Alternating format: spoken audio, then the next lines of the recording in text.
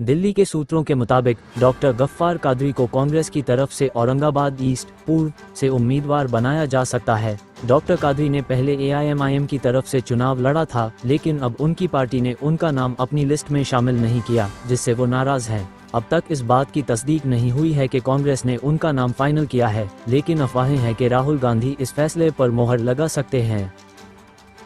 आज मैंने इस हल्के में इतना काम किया है कि अल्लाह के फजल करम से ये सीट एमआईएम के टिकट पर चुनकर आ सकता हूं।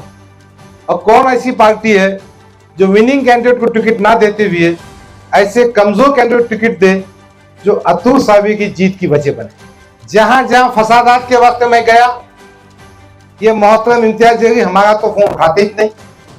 अब आप में से किसको उठाते मालूम नहीं, मगर मेरे साथी ने हंसते हुए किया, फडनवीस साहब का फोन उठाते हैं, 1 घंटे उठाते करते। अब सच्ची बात है कि झूठे मुझे मालूम नहीं, मगर मेरे कंस्टिट्यूंसी मैंने महसूस किया कि अतुल सावी की मदद करना चाहते। मैंने ये महसूस किया कि अपने को जिस तरह से 2019 में टिकट देके जुबा किया गया है, अब टिकट नहीं देके जुबा करने का कार्यक्रम हो सकता है। क्यों? जब टिकट दूसरी पार्टियों के बढ़ जाएंगे, जब दूसरे दरवाजे बंद हो जाएंगे, जब हमको रिफ्यूज करने के बाद हम कहां जा सकें। देखो भाई, सियासत में वो क्या करते हैं, अपने मकसद के आगे जाते हैं। यही उन्वान, यही बात मैं आप तक पहुंचाना चाहता हूं। बस यही सवाल है। अब मुझे क्या करना चाहिए, आप मुझे बताइए। मैं कई रातों से सो नहीं पाया।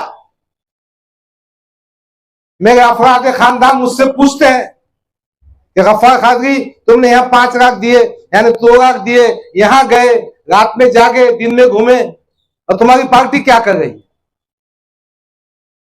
मेरे वो साथी जो मेरे खांधे से खांधा का काम करते हैं, उनका सियासी मुस्तकबिल क्या होगा अगर ये फैसला इम्तियाज जलील करता है।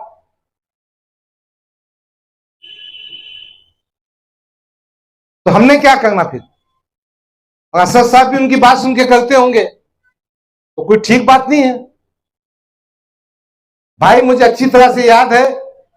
ये है खबरों की खबर और आप देख रहे हैं खबरों की खबर टीवी।